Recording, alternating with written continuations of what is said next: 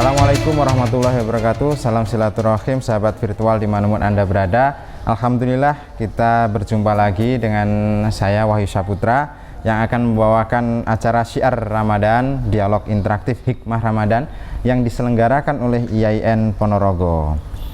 Alhamdulillah saat ini pada kesempatan kali ini kita sudah bersama dengan narasumber yang sangat luar biasa. Beliau adalah dosen Fakultas Syariah IAIN Ponorogo sekaligus sebagai Kaprodi Hukum Keluarga Islam Pasca Sarjana IAIN Ponorogo. Terus kemudian beliau juga sebagai pengasuh Pondok Pesantren Wali Songo Abar IAIN Ponorogo, tentu sudah sangat tidak asing lagi.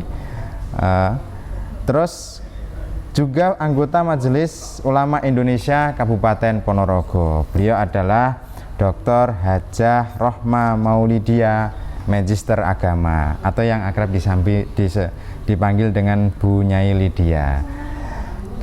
Gimana kabarnya, Bu? Alhamdulillah, sehat Mas Wahyu. Alhamdulillah, terima kasih Bu sudah berkesempatan hadir di acara kita saat ini. Untuk selanjutnya, kira-kira hari ini kita akan membincang mengenai tentang apa, Bu?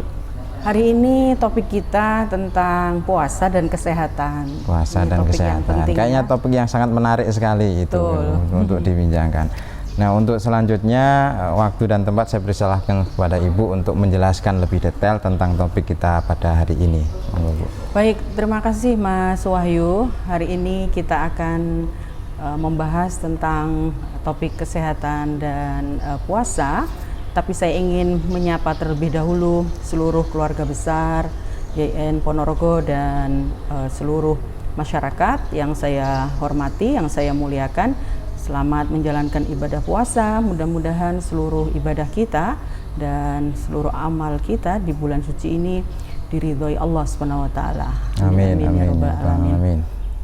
Baik, saya lanjutkan. Jadi topik tentang kesehatan dan puasa itu sangat penting untuk kita bahas karena Nabi kita menyampaikan dalam hadisnya, misalnya sumu tasihu. Jadi dengan ada pernyataan dan sabda Nabi seperti ini, tentu saja ada makna dan spirit yang ingin Nabi sampaikan kepada kita, bahwa di situ ada proses manusia, penghambaan totalitas kepada Allah Subhanahu wa taala.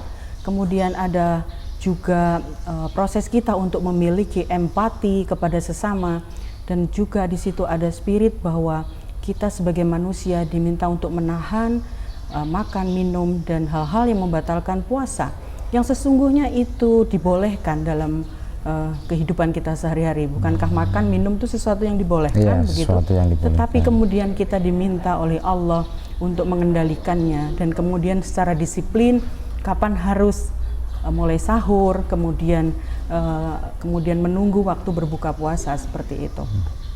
Nah, selain itu ada hadis Nabi yang lain yang membahas tentang pentingnya, misalnya ada 5 hal prinsip yang menjadi wanti-wanti Nabi ya kepada umatnya kita, yang kita lihat misalnya di dalam hadis Sahih Muslim yang menjelaskan di sana Nabi secara tegas mewanti-wanti kepada kita tentang irtanim khamsan qabla khamsin, ya, syababaka qabla haramika, wasihataka qabla saqamika, wa faragaka qabla syughlika, wa ghinaka qabla fakrika, wa hayataka qabla mautika.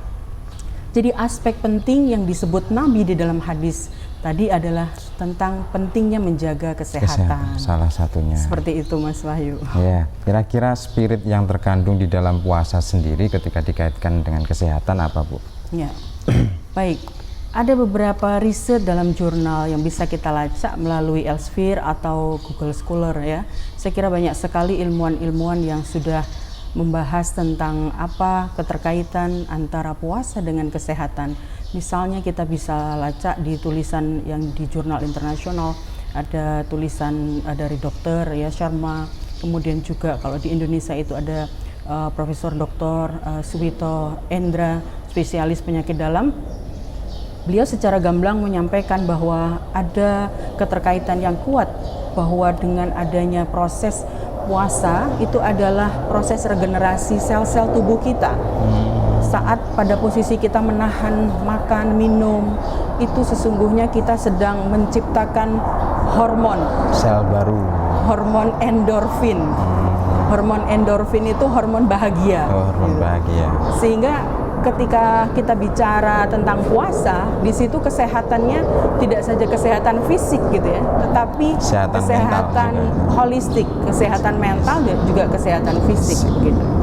Ya, kira-kira hikmah atau manfaat puasa bagi kesehatan itu apa saja kira-kira Bu yang lebih konkret gitu untuk kesehatan?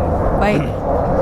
Jadi kalau dilihat memang saya pribadi bukan dokter, tapi saya senang sekali membaca riset-riset seputar kesehatan dan saya juga banyak sekali kolega para dokter di Ponorogo di sini karena kita punya pusat kesehatan pesantren ya, Poskestren, yang di situ banyak sekali kita saling sharing dengan para dokter. Misalnya dari aktivitas puasa itu bisa mengurangi kesakitan dari orang yang menderita kanker. Kemudian juga kita lihat di dalam riset dan juga hasil seminar-seminar bahwa orang yang berpuasa itu misalnya tadi saya sampaikan tentang hormon bahagianya ya, itu akan muncul. Kemudian juga kita lihat dia bisa bagi ibu hamil sesungguhnya beberapa dokter menyampaikan justru jauh lebih sehat janinnya tentu dengan puasa ya, dengan kontrol nutrisi yang diasup oleh ibu hamil seperti itu.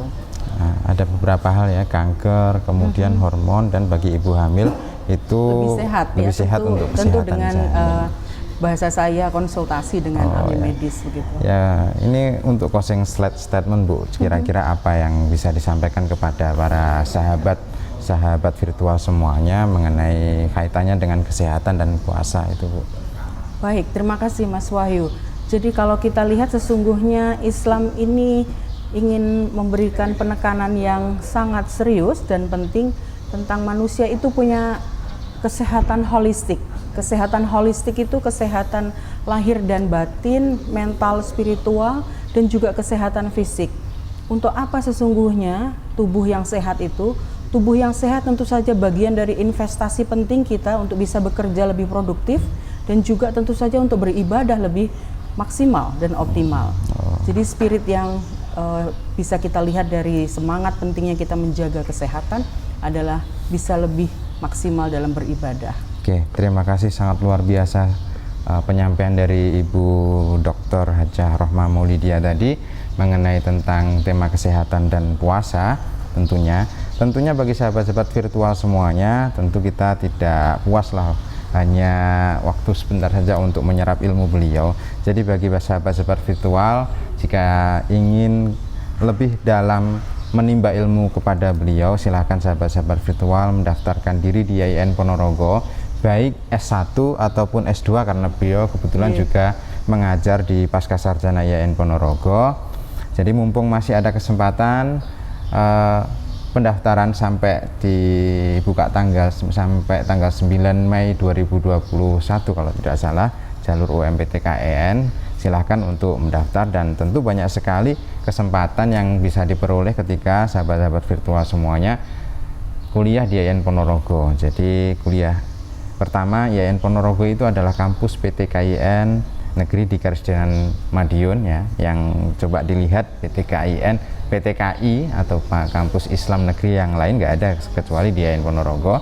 Kemudian biaya UKT dan SPP-nya relatif tergolong murah ketika dibandingkan dengan kampus PTKIN yang lain. Dan di sini juga banyak sekali program beasiswa yang bisa Anda nikmati, bisa Anda akses ketika sahabat-sahabat virtual semua kuliah di IAIN Ponorogo.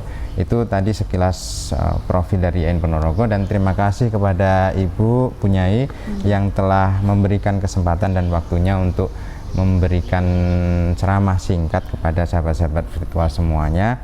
Dan dari saya terima kasih juga kepada sahabat-sahabat virtual yang sudah setia untuk menonton channel YouTube kami dari awal hingga akhir. Dan dari saya, apabila ada kurang lebihnya saya mohon maaf. Terima kasih. Assalamualaikum warahmatullahi wabarakatuh. Waalaikumsalam.